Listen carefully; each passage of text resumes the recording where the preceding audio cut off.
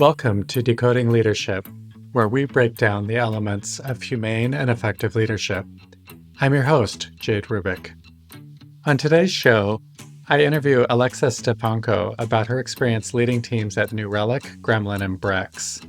We talk in particular about single-threaded ownership and the set of experiments we did at Gremlin while we were working together there. I look forward to sharing the topic. This was a very fun interview and can't wait to introduce you. Welcome, Alexa, to the show. Characterize the before we did all these experiments. This was now like 4 years ago. My recollection of things before STO, especially, and there was other things, but that especially, was no one seemed super happy about the direction that we were going in any way. Folks on my team, like my engineers, felt that they weren't super happy with the product direction. I could tell that I had a rocky relationship with product management. Just in vibes is not like a great way to make decisions when in leadership at all, but it was just clear that they were sort of like, not super stoked with like what engineering was doing or what my relationship with them was. I remember at one point the like product manager at the time being like, when we have these meetings, what should happen is like, I should bring my perspective and you should bring your perspective and we should completely disagree and we're just gonna fight it out. And I was like, that is not like a good way. It doesn't feel good to be in that state. I also don't actually think it like leads to better results at all. And so things felt like, I think partially intentionally adversarial. Also, there was like some just like basal level of discontent with the product direction.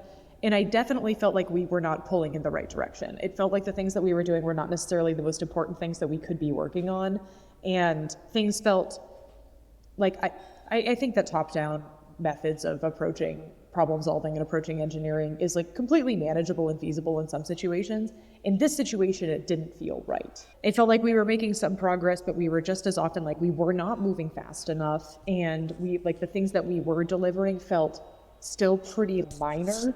And like we were not making the kind of game-changing changes that I was hoping that we'd be making at that point. So that's all kind of chaotic, but overall, not a great relationship with product management, not a ton of excitement about the product direction, felt like we were going pretty slowly, and I didn't feel like we were quite delivering exactly what our customers were the most excited about. And I'm not saying that all of those things changed like all that drastically, but some of them certainly did by the end of our experiences.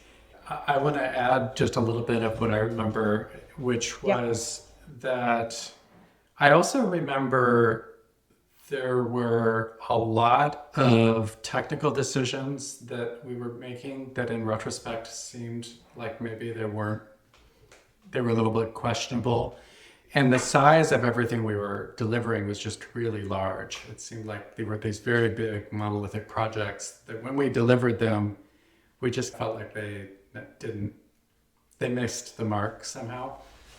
And we didn't know what they were doing. That was the other thing is like, because I think that this was also sort of pre we really got our data situation together. Yeah. And so we would deliver these enormous projects and then ship them off into the ether and be like, well, I hope that worked, but then not really have a lot of good insight into what was meaningfully changing about our customer behavior, which to me was in retrospect still like completely inexcusable that we couldn't like we weren't measure I hate the measure what matters, but like we weren't measuring what matters and we didn't know what our impact was, and it was just sort of like, okay, work for 8 months on a thing, hope it's okay. Yeah.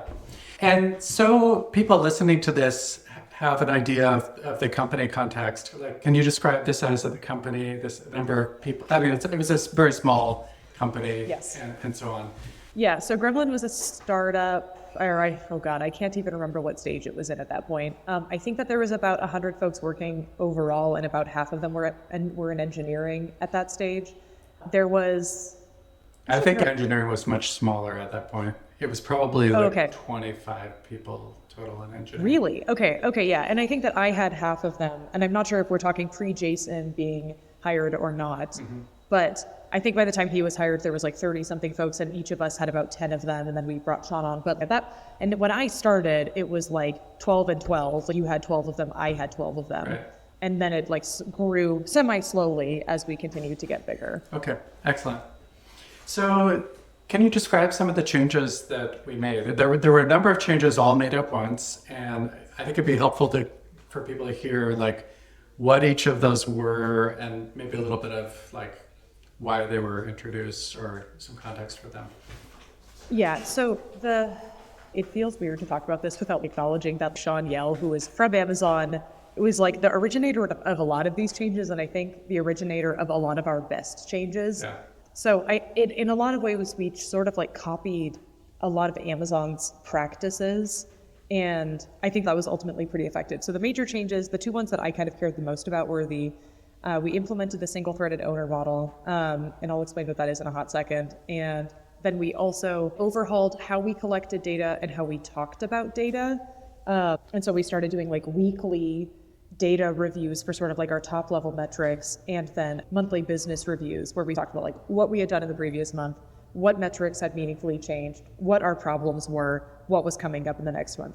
All of those things are post-Amazon things. So the STO model, because it was not something that I had heard of, single-threaded owner, and I think that in your blog post you described it as a three-legged stool model, which I think is so cute. But in that, there's like product and design and engineering are all ultimately managed by different humans, but they all function together like with an equal stake in the leadership of the team. Yeah. And so like there was me, who was the engineering manager. I had like effectively a tech lead, who I guess is like our pseudo fourth member, who was also important. I also had a product manager who I was working really closely with, and then who I also was managing, and then that was weird. That was like that was I think one thing in retrospect that should have been better. And then last of all, I had a designer on my team as well, and me, my tech lead, my product manager, and my designer got together multiple times a week and talked through the team and decided what we were going to do next.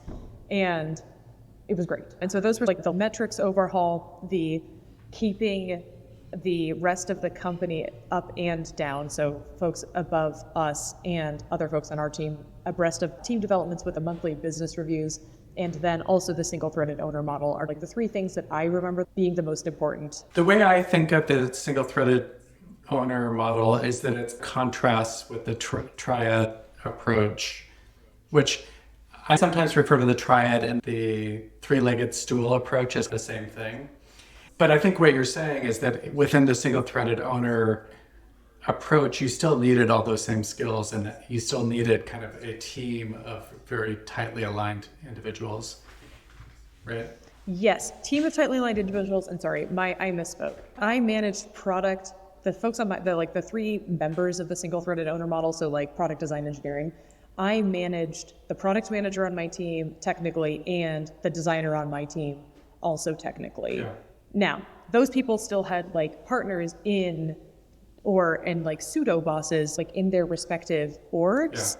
Yeah. But I was ultimately responsible for those humans as well. And so everything traveled up through me, but it was like this super, super tightly aligned team at the end of the day, where it really felt much more like shared decision making, despite the fact that everything theoretically went for me, than like the triad model, which is, I think, in theory, way more shared decision making, but in practice never felt that way meaningfully.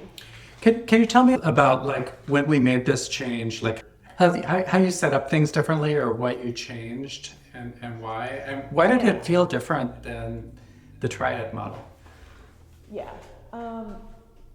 It was so odd, because it was like, I wish I could like put into words what it felt like when we were sort of like switching over, but it was like this kind of like overnight everything felt better. Yeah. Which like never happens. You never make changes and then they like work immediately and you can immediately tell that things are getting better. And this was one of the very rare times that I was like, oh yeah, this was the right call. I started, first of all, like our weekly team meetings changed in tenor. So like take it a step back. The thing about the single-threaded owner model that is the most important thing is that you own your team's roadmap and decisions in a different way. We had much more say over how we released things and how we decided on projects and how we had oversight of our projects than we had previously. And so like overnight, our team of three, me and the PM, the designer, and Ben, who was a principal engineer, became like super metrics obsessed. We, for no good real reason, partially because we had some intelligent, disgruntled engineers on our team who were like, the way that we're doing stuff is dumb. We started questioning the directives that we had been given much more freely than we had done previously. And I think that was because I was now their manager. And so things that like where previously they had like there had been a level of like direct money tied accountability to like their broader design or product org, it was like all suddenly me. And so like dogma got questioned and why we were doing things a certain way got questioned. And even the look of things we started iterating on much more quickly because we had a designer basically in-house that we just bothered incessantly. And there were multiple meetings where we would all come to the table. We would be like having this existing conversation around something that we wanted to change or something that we weren't super excited about. And our designer would pull up his app and start just like iterating on the design in the meeting. And by the end of the meeting, we had like a way better situation and a way better idea of how we should be doing something than we had when we went into it. So that felt really powerful and really exciting. Overall, the things that changed the most were the accountability was different. We started iterating more quickly. Decisions that would have previously been blocked on getting buy-in from 5 different parties were suddenly only blocked really by me. And so we could go way more quickly. And with the metrics changes, we felt much more confidence that if we made a bad decision, we could fix it. And every decision that we made, we had a lot of confidence that we could back it up with the data. We didn't implement anything unless we had metrics in place for us to directly measure our impact. I owe a lot of like the success of that team because I think when I like, even objectively, I look back on that team and think that was a pretty successful team. Yeah. And I think that it was great. And I owe a lot of that, like, I don't think I'm a terrible manager, but like more importantly, I think that we had 3 people that worked really well together and all really respected each other's autonomy and perspective. And we're really willing to say, maybe the way we're doing things isn't great. Maybe we can do better. We were all willing to imagine a future that was different than the one we had been assigned. And I think that was like ultimately pretty powerful. The tangible impacts were we delivered in way smaller chunks. And we delivered infinitely more quickly. It was not so much 8 months of struggling on a thing. It was like, great, within like a month, we were delivering 3 or 4 things. There was like 1 month in particular where we delivered 5 big juicy projects. And I was like, this is so nice. This is so fun. And we built up a lot of momentum and were able to keep it going.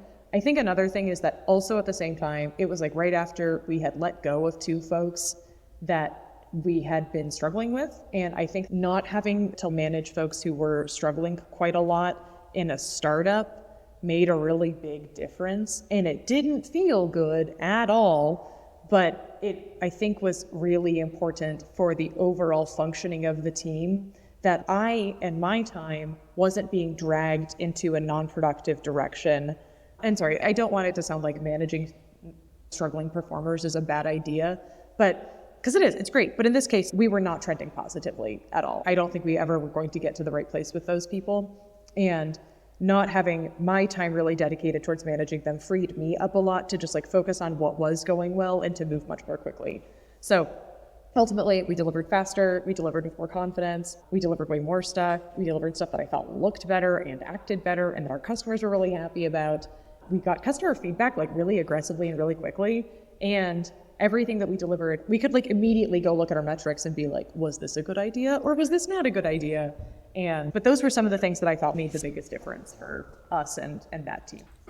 I remember this team being honestly one of the highest performing teams I've ever seen. And a couple of things really stood out for me. One was that the team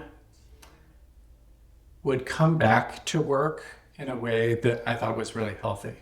You would look at what you had released and you would check for certain signals that it had been successful. And then there were all these like little tiny like true up projects that were like 2 days or 3 days that just made all of those pieces of work really fantastic. Like they really completed them. And it was never like, it never felt like dragging on and on. It just felt like kind of perfecting or really honing something in a way that I thought was really healthy. Another thing that I saw was that the team eventually made some pretty big changes to the direction of the product and the roadmap that was was fairly controversial in some ways. The team basically took a stance on a direction, and the team was like so unified around it. The three of you, when you spoke, what you said could have been interchangeable with each other. And so I'm curious, what was that like? Or if other people are experimenting with this, what do you think made that possible? How much was that the STO model and the people involved, that sort of thing? Okay, the like good and bad parts of a startup is that one or two people make a really big difference to kind of everything. And so I would attribute like half of that or not even that. I would probably attribute 60% of it to the STO model and probably 40% of it to actually, I'd reverse that. I lied. 60% to the people, 40% to the STO model, because the people were awesome. Yeah. Our designer especially, I like would kill to work with ever again. He was so good. We had engineers that really understood the product and the space because they had been in it from the beginning, and they were obsessed with quality, but also willing to listen to me and product when we said no, we can't do this anymore. I remember these conversations with one of the engineers on my team who was a front-end designer and was also fantastic, where he would be like, we got to do these 5 things. And I was like, no. How about we do these 2 things? Choose like your 2 things that you think are going to be like the biggest game-changing features for our customers, and we can revisit those other things later. And they trusted that I would return to those things, but their ideas were consistently good. And so I don't think that we would have had as much success if we didn't have such a strong team of people to begin with. And we basically lived in each other's pockets. We were constantly talking to each other, like our Slack channel that me and the other folks that were part of the single fronted owner model, the designer and the product manager and the tech lead, there was not minutes that went by where we would not hit each other up with an idea or say, hey, I thought about this thing, or the designer would pop in with I decided to move this thing around. Those were the things that I thought on the people side that worked out really well in our favor. And then the STO model itself, I can't emphasize enough the importance of not needing to get a bunch of people's approval to do a thing that everybody believes in, especially when you have a previous adversarial relationship with product management. With the STO model, that adversarial relationship like essentially evaporated because suddenly I was the boss, and that it just took away a lot of friction. And I think that like lack of friction created just like this really productive environment for everybody. So those were some of the things that I thought worked out pretty well in our favor. What were disadvantages to it? What do you think didn't work? I'll speak for me and then I'll speak for the other team as well. So there was 3 engineering teams that all implemented the STO model with varying degrees of success. On my side, for like me as a human, the hardest part was that like ultimately like I managed everybody on my team, but my product manager, for example, was still felt really emotionally beholden, and for good reason, to the head of product.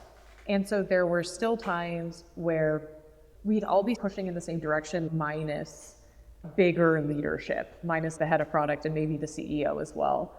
I'm not so like full of hubris that I'm like, and we were objectively right and everybody in bigger leadership was just like, was silly the entire time. I don't think that's true, but that still introduced some friction and was difficult sometimes. I felt like we were like fighting for this my product manager's like influence sometimes, like me and the head of product, and that felt challenging. I think overall it was fine, but it was just like a thing that made it a little bit more frictionful.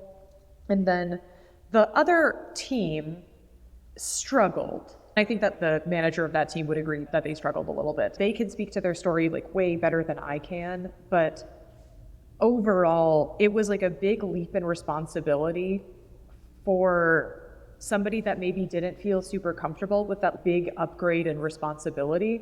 So if you're not down with that like ultimate accountability and the making quick decisions and just committing to things and being cool with being wrong about things as long as you can quickly pivot to the next thing, I think the STO model is really challenging. Making decisions when you're in more the triad model, it feels less all on you, which I think is completely valid that some people prefer that. And I think that like the other manager at Gremlin preferred that.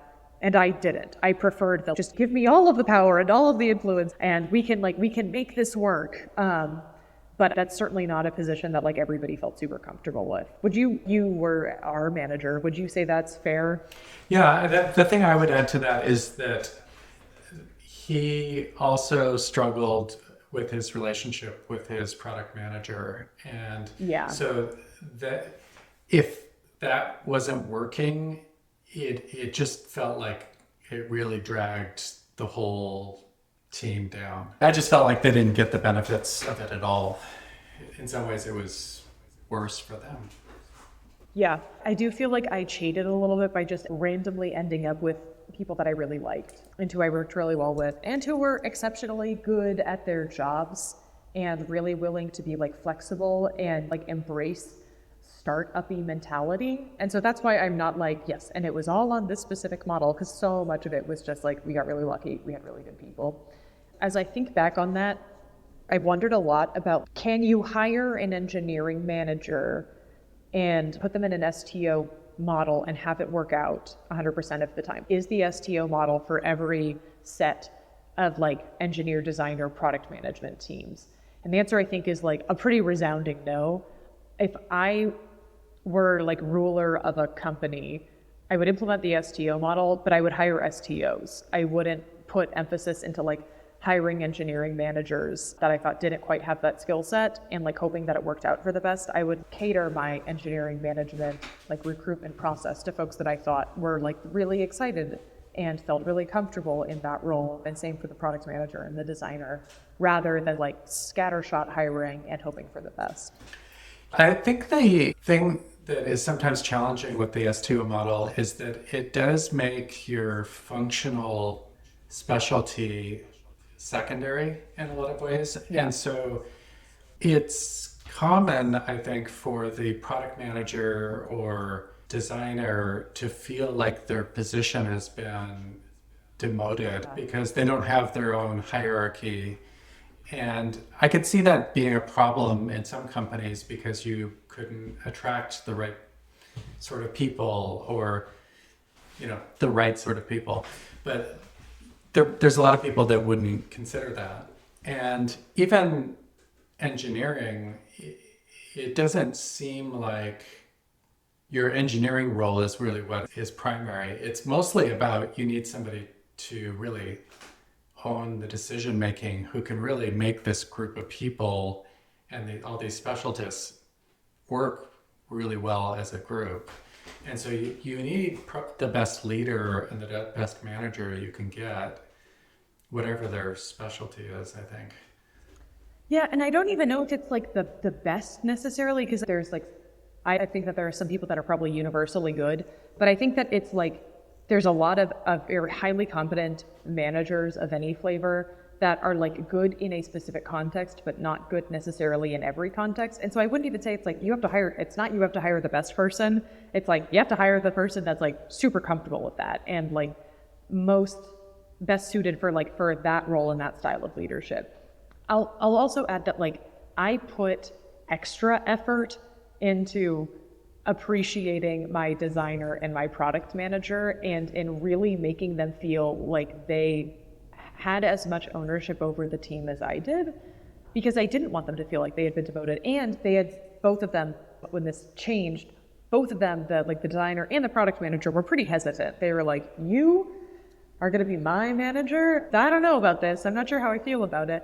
And I worked 3 times as hard as I would have otherwise to prove to them that this is going to be okay. This will actually end up being good for your career. And I value your opinion. And this is not me running the show. This is like all of us creating something better together. And I just happen to be the person who's approving the quick decision making. Yeah. And I think that worked out well. Within not that long, like a month, I had a really good relationship with all of those folks on my team. And if the rest of my engineering career could have been like working with those people for the rest of my life, I doubt I would have gone into medicine. Yeah. Because it was so fun. And I will be chasing the high of working on that team for a long time. It was great. but it also felt like lightning in a bottle. And I don't think I would be able to fully capture that again, or at least not easily, and certainly not on a first try. It's so nice to see examples like that because you can see what is possible. Yeah, I felt the same way. Speaking of medicine, can you tell us a little bit about what you're up to nowadays? I left engineering. I left Gremlin and I went to a company called Brex for a little bit less than 2 years. And towards the end of my time at Brex, I got accepted to medical school and left tech completely. And am now a second-year medical student doing my clinical rotations. I'm currently in Klamath Falls, Oregon, working at a family medicine clinic for the rest of this month.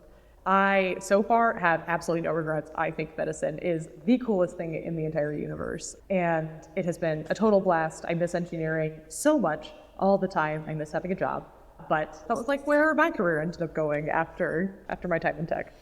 So in those 2 years, you have done a variety of roles. You were a manager of managers, and you've seen a lot of different ways of being a leader in a lot of different contexts. I'm super curious if you'd be willing to tell us about what it's like as a leader going into the hospital system and seeing how leadership works there. And if you could just contrast a little bit. Yeah, and I'll try not to be too dramatic about it. I think that tech kind of gets this, or the software industry as a whole sort of has this reputation, sometimes super deserved, for being this extremely toxic space where people go to get abused, and often it feels like folks are of the opinion sometimes that their manager is out to get them, and managers have no idea what's going on. And that's probably plenty accurate in plenty of situations. However, I think that tech does a really good job of management overall because they treat management like its own thing, like it is its own skill set that also needs to be worked on the same way that your engineering acumen needs to be worked on. There is so much support for managers in tech, and there is so much emphasis on hiring the right people and doing right by your team and being humane to your team generally, at least in the places that I worked. Even the super high pressure startups, even Brex, which was the most bro-y Silicon Valley, I enjoyed working there a lot, but very bro-y, very Silicon Valley. It still felt like a great place to be managed, and it felt like a great place to be a manager, and it felt like a place where folks really cared about how they were managed and the craft of management. Medicine is not like that even a tiny bit. It is managed, especially nowadays, a lot of hospitals, clinics are managed by faceless corporations that you will never meet. You maybe don't even know the name of them.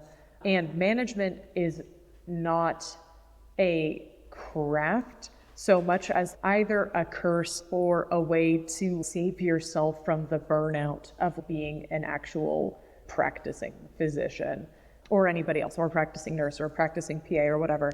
Medicine is really brutal, and its reputation for abuse is roundly deserved. And for good reason. In the case of I want to be a surgeon, you're cutting into human beings and you have an obligation to be the best possible human being cutter that you can possibly be. And that system requires a level of intensity that is not necessary when you are just writing software that maybe is not human critical. It's very different. Overall though, craft of management in tech, order of magnitude better in every single way than the craft of management in medicine. Tech is also overall significantly more humane to all parties.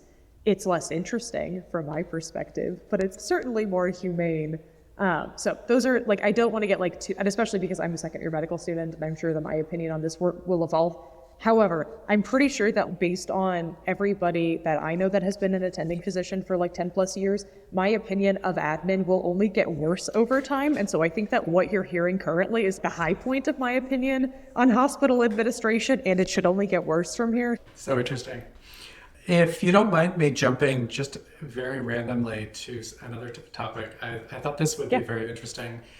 You have a long history of animal training. And Correct. I was wondering if you could tell us the different types of animal training you've done, and also how that's shaped your perspective of managing people. Yeah, honestly, I can say it's more the other way around. The way that I manage people has changed the way that I manage animals. Oh. And like humans, the way that I manage humans, they're so different. I think that sometimes we try to boil management and people down into sort of these like they're like a puppy. You hit them with a positive reward and then eventually they get better. And like humans are really way more complicated. Yes. I'm so sorry for context. I am a falconer, so I train birds of prey to hunt with me. I have hunting dogs, and so I trained them. I have had parrots, and so I have trained them. I trained an alligator once. Like I've trained a lot of animals, and the root of all of those things, the root of like all of animal training is effectively have an animal be hungry enough to work for you without being so hungry that it tries to eat you. And that is the vast majority of working with birds, and dogs are a little bit more motivated by how you are as a human to them, because that's the cool thing about domesticated animals. But like managing humans they're different. They're obviously super different, but the level of complexity, the level of three-dimensional chess, the level of motivations and nuance into how people approach decision making is wildly different. It is infinitely easier for me to trap a hawk and get it to work with me in 3 weeks than it is for me to convince anybody in tech to change any approach of their working style whatsoever, or to convince people that like, hey, what you're currently doing is an anti-pattern. It's just very different. They're two things that I enjoy, but I think that I enjoy them in spite of each other. They're like infrequently synergistic. Yeah. That's super interesting and fascinating. I came to training my dogs after management, and I found that the thing that surprised me the most was how much I was unintentionally doing and how much I was unaware of, and how much really it was about training myself to train the animal. And I guess that's one area that I feel like there is a lot of similarities with managing people, is that you're often having to manage your own way of being with people. Do you agree with that? Yes, that's totally fair. And I think that like what you said about incentives is also totally fair as well. Like the thing about animals is you are trying to reach them where they are, and to like build incentive structures that work for them, and understanding that your animal's incentive is very different than yours. Take hawks, for example. Hawks don't give a single flying fuck about literally anything. They do not care if you like them. They do not care if you are mean to them. They don't really, they ultimately don't really care if you yell at them. They care that they get fed at the end of the day and are not eaten by somebody. And dogs, on the other hand, like super, super motivated by me being nice to them and me playing with them and stuff like that. And it's like, I found it to be very similar in some ways when managing people, because I couldn't go into a conversation with somebody that I was managing assuming that I understood their incentives. I needed to investigate and learn about the person and sort of like their ecosystem, their life cycle, where they are, in order to figure out what incentives would work for them. For example, I remember like when I joined my team at Brex, my first meeting with every single person that I was managing, I sat down and was like, what gets you going right now? What is motivating you to stay here, to keep working? And for some people, it was like, I get to work on something really cool and exciting, and all I want to do is work on really cool and exciting things and grow my expertise.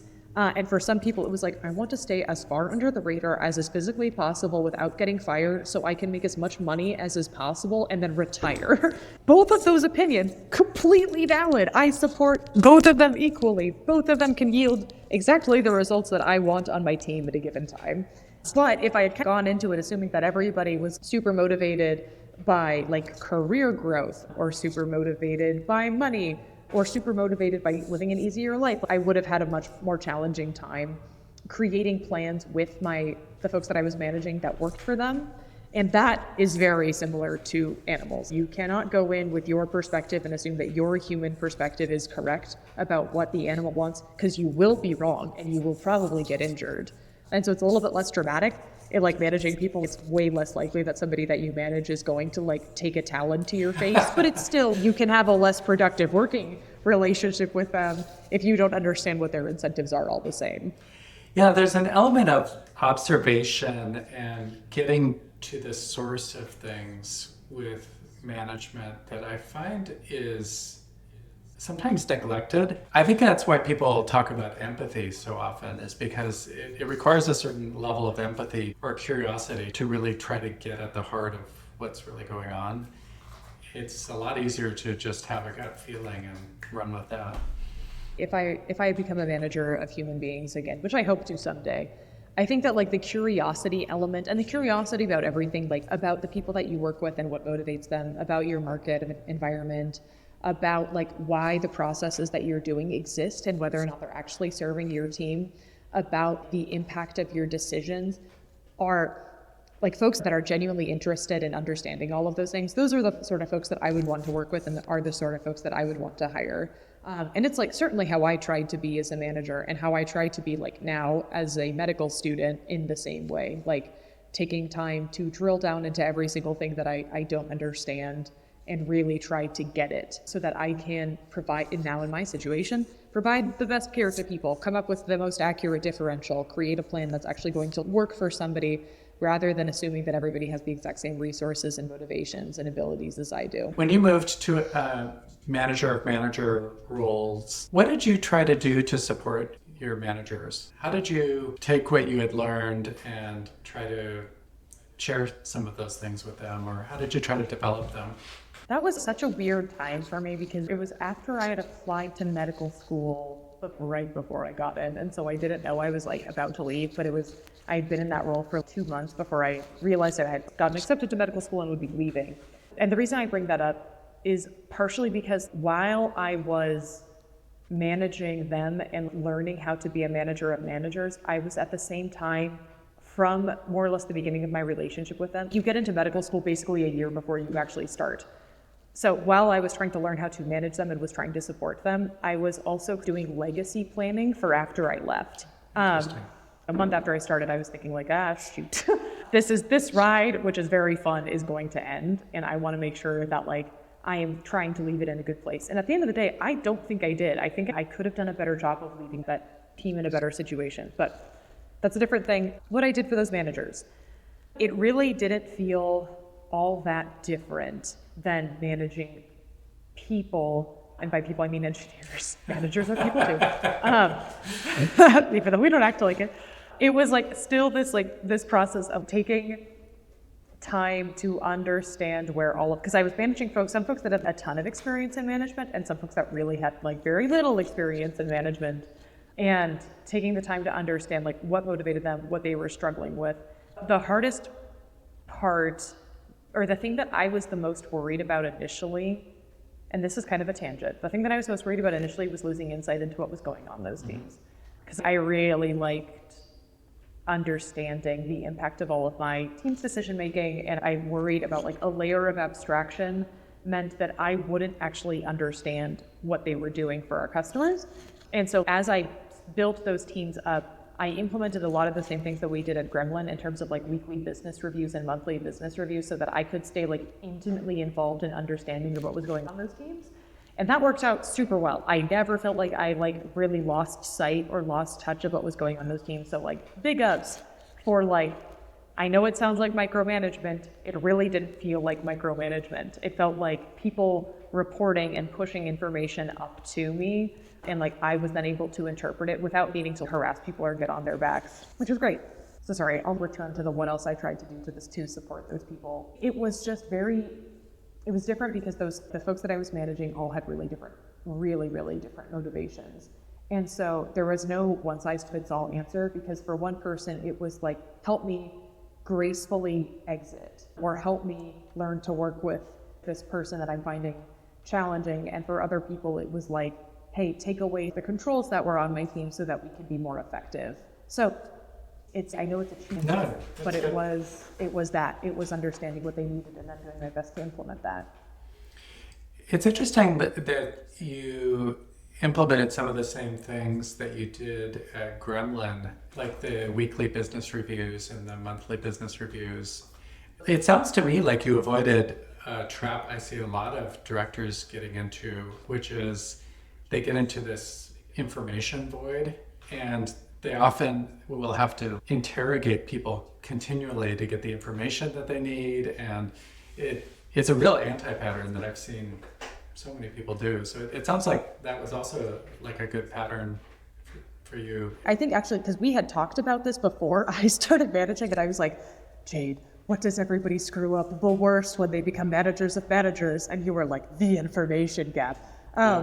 And I was like, okay, great. I will do my absolute best to avoid that. And so I was helped by having a really solid mentor in you in telling me that was a thing to look out for.